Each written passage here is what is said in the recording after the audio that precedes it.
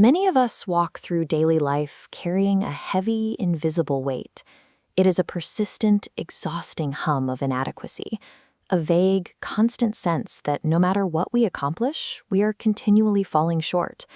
This feeling is rooted in wrong shame.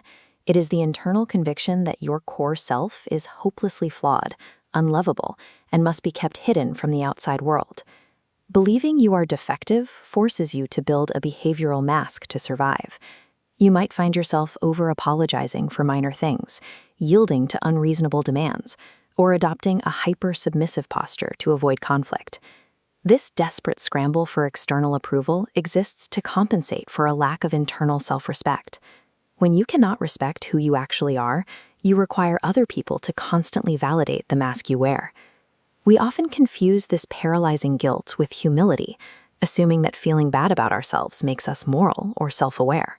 We have to question whether this constant self-punishment is a sign of goodness or if it is a fabricated defense mechanism. All of these exhausting symptoms of surface-level guilt serve a specific purpose. They act as a thick, impenetrable wall. We build it to ensure that as long as we are distracted by our own misery, we never have to examine our true selves. To understand what we are hiding from, we have to look behind that wall and dig into the first hidden layer of the psyche, false guilt. False guilt thrives on perfectionism. It is the practice of setting impossible, flawless standards for your own behavior and then continuously punishing yourself when you inevitably fail to meet them. This cyclical flowchart maps out this trap. We start with a node here, demanding perfection. That leads to inevitable failure, which loops down into a heavy state of despair and false guilt. In this cycle, declaring yourself hopelessly bad functions as an act of pride. It assumes you should already be perfect without having done the work. Notice what this loop is bypassing. By wallowing in despair, you avoid this central node, incremental change and effort. The false guilt acts as a shield for laziness. If you are crushed by your own failure, you have a built-in excuse to avoid the slow, unglamorous work of actually fixing your behavior. Consider a person who constantly complains about their shortcomings but never changes their habits. They are choosing the familiar comfort of self-pity over the discomfort of taking small, accountable steps toward improvement. The guilt feels bad, but it requires zero effort. Holding on to this false guilt is an arrogant refusal to accept your present reality. You reject your current, limited self because you demand an idealized version that does not exist. This excavation goes deeper than hiding flaws.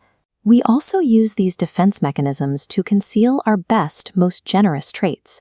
This shame of the higher self often originates in childhood. When a child seeks love from a parent who withholds affection and turns away, a profound emotional confusion takes root. This diagram illustrates the child's flawed internal equation.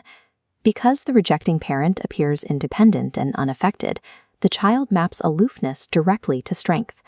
Conversely, because the child feels desperate and needy, they map love and vulnerability directly to weakness. As we grow up, that flawed equation becomes encased in stone. It hardens into a permanent adult defense mechanism.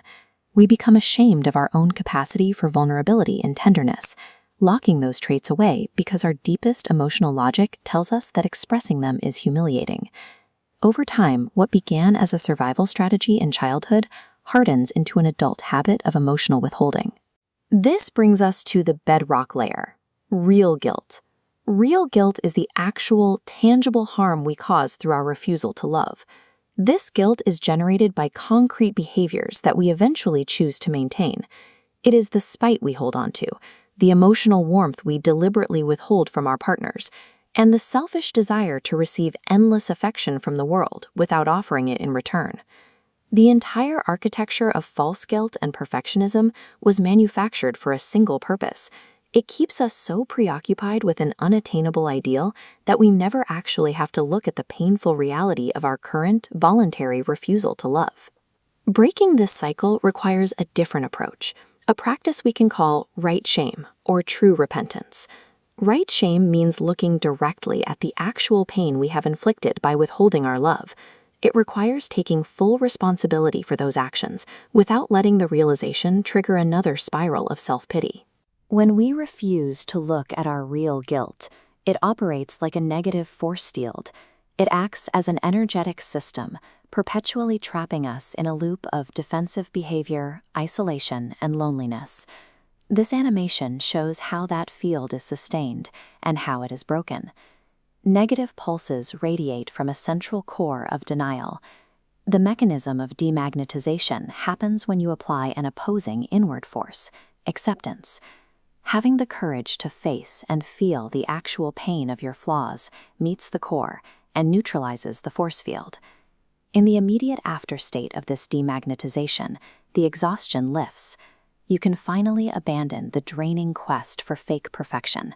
You no longer have to betray your true self by hiding behind walls of manufactured guilt. This shift creates the necessary space for the real self to manifest. By finally accepting your genuine flaws and the harm you have caused, you allow your most generous traits and your capacity for connection to come out of hiding. True self-respect follows the courage to stand unmasked, exactly as you are, and rejoin the active, vulnerable flow of life.